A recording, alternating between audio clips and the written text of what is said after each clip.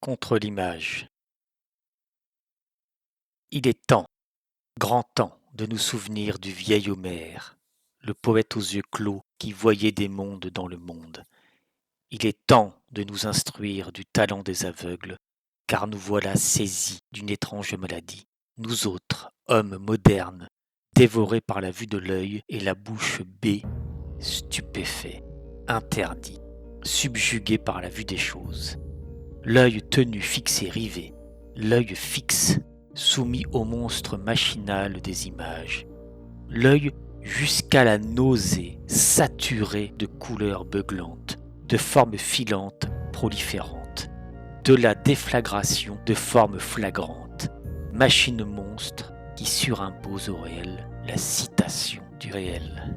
Le bout de réel, sans queue ni tête, puisque partie prélevée sur le corps du monde, petit bout du réel exhibé devant le réel, et qui tient lieu de réel, et ainsi l'annule et l'abolit, image criante et clinquante, claquante, qui gifle l'œil et le tient étourdi dans l'hypnose.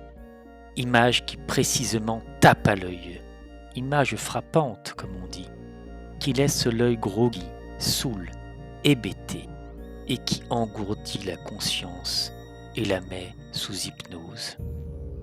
Vue sans vision et sans au-delà, qui tout prétend tenir dans son apparition. Vue totalisante, totalitaire, qui prétend tenir dans son effet brutal l'être dans l'effet, le sens dans les faits, qui réduit l'être à l'apparaître à l'instant de son apparition.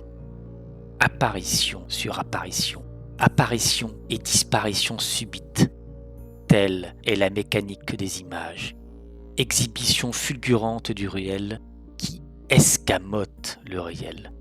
Tour de passe-passe, jeu d'illusion, nous voilà tous ivres égarés dans un gigantesque palais des glaces où l'image renvoie à l'image dans l'image. Pléonasme grotesque, nous regardons nous dans l'image de nous qui nous noue dans l'image. Nous voilà proprement captifs de l'image captivante, proprement prisonniers de l'objectif, je veux dire du réel objectif, qui prétend être la chose et n'est rien de la chose que la forme visible. Autant dire sa dépouille, car l'image est la forme demeurée d'une vie déjà autre et lointaine. Car l'image de papier et d'écran, même mouvante, même parlante, est une vie morte, sans odeur et sans fond, plate effigie du monde, sans dedans ni viscères, et sans donc le péril de la vie. À plat, sans autre durée que la sienne, ni chaud ni froid, sans sueur. Non pas la vie, mais son évidence sans corps. Évidence évidée. Non pas même comme au théâtre représentation qui est reviviscence, vie revécue dans la chair jusqu'à l'os, mais l'image, présentation sans présence. Il nous faut nous souvenir du vieil Homère aux yeux vides, dans le poème Imagine un monde dans le monde. Non pas de reduplication du même, non pas copier-coller, mais invention d'un monde enfoui dans le tumulte exubérant des choses, monde qui fuit le réel immédiat pour trouver en dessous d'invisibles vérités. Car le monde du vieux poème du vieil aveugle ne se montre pas, mais s'invente derrière l'œil du lecteur, dans la nuit de l'œil où la parole éveille les images dormantes, images de rien qui existe mais qui voit juste dans le monde, quand l'image de papier et d'écran, omnubilante, répète le monde béguet, ressassement des évidences qui comblent l'œil et ignorent que leur vérité est dans ce qu'elle manque.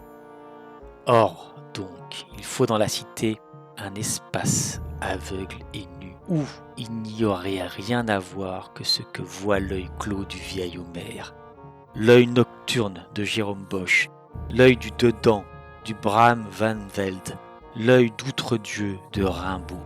Cet œil-là, qui ne reçoit pas d'image, mais les faits, les forge dans la conjonction imprévue des objets primordiaux que sont la sensation dans la chair, la pensée qui s'abstrait, la pensée, l'émotion et le rêve.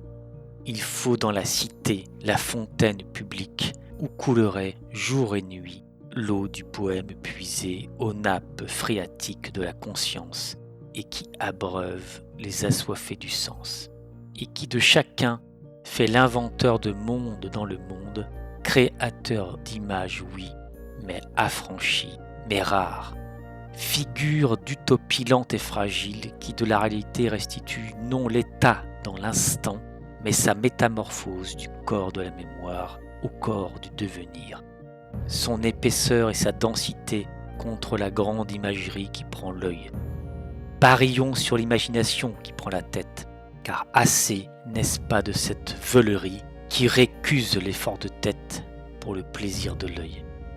Car Borges, l'aveugle fou, le disait, penser, réfléchir, imaginer ne sont pas des anomalies, mais la respiration naturelle de la conscience contre la grande imagerie qui tient la réalité sous elle, fille prise à la hussarde. Levons comme une fronde les hiéroglyphes du poème où la réalité ne se donne que longtemps approchée dans la précaution et le doute.